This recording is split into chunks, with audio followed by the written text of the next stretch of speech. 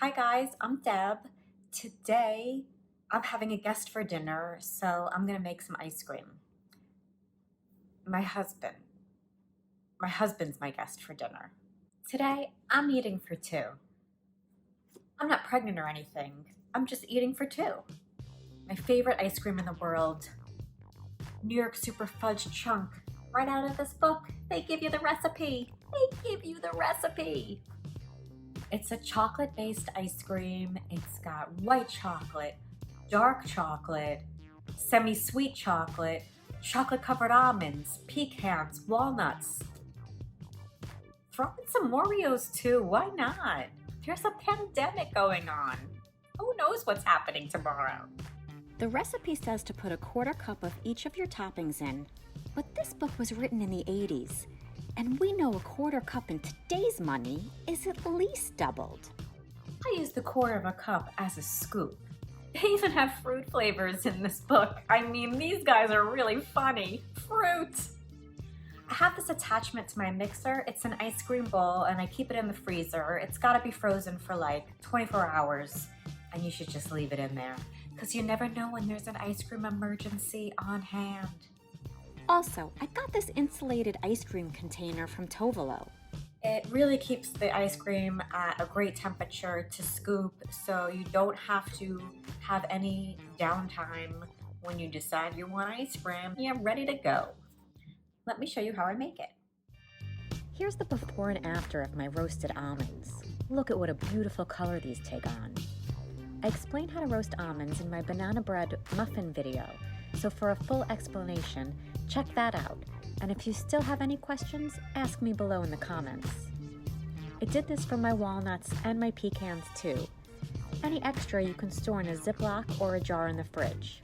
I melted this chocolate at 30-second intervals in the microwave and completely covered the almonds with it.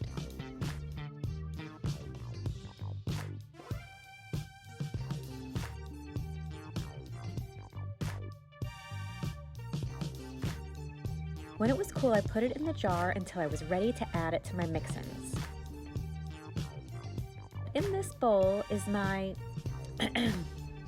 quarter cup of each chocolate-covered almonds, roasted walnuts, roasted pecans, 2 ounces of chopped semi-sweet chocolate, and 2 ounces of chopped white chocolate.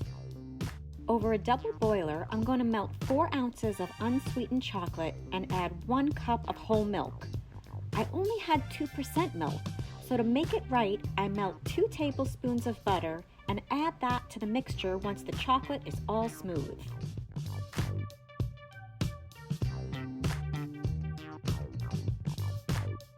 Meanwhile, I have my egg mixture going in this bowl.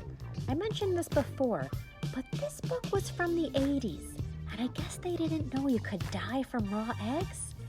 And I completely forgot about it until my husband asked me how I tempered the eggs. To make sure it's safe, this whole mixture should be heated to about 140 degrees Fahrenheit for 3.5 minutes. Let's pretend I did that. If something should happen to me and my husband, please tell the coroner about the eggs.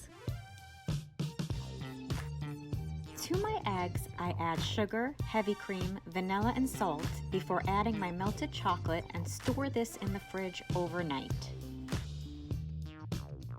I'll put the ingredients below and link to the Ben & Jerry's book too.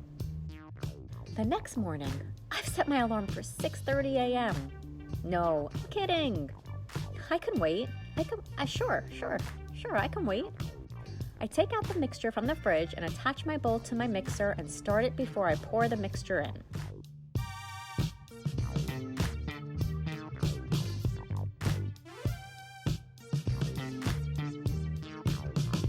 Everything's super cold and this only took about 13 minutes to thicken up. I wait until then to add my toppings and let it churn a couple more times and then scoop it into my ice cream container. You could eat this right now, but it's very soft, and if you're like me, you could eat the whole thing in 7 seconds. Instead, show some self-control and put it in the freezer for a couple of hours to harden a bit, when a bowl will take you more like 17 seconds to chow down.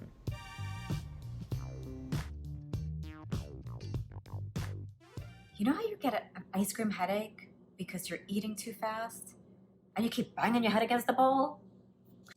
I gotta try a spoon. Cereal headaches are bad too. Let's try it.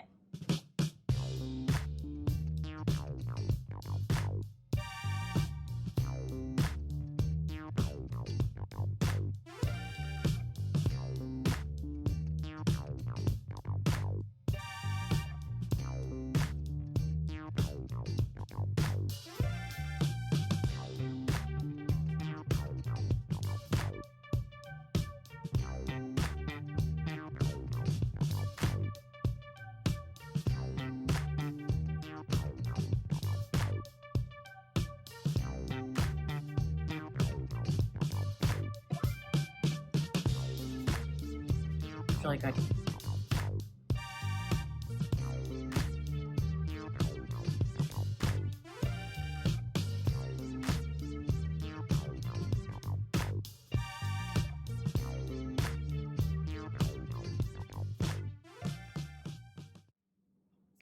Thank you for watching. Stay safe, stay healthy, stay home.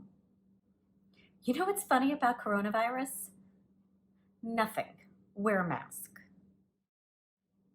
No, actually, I'm eating for two right now. Ben and Jerry. It's the pandemic.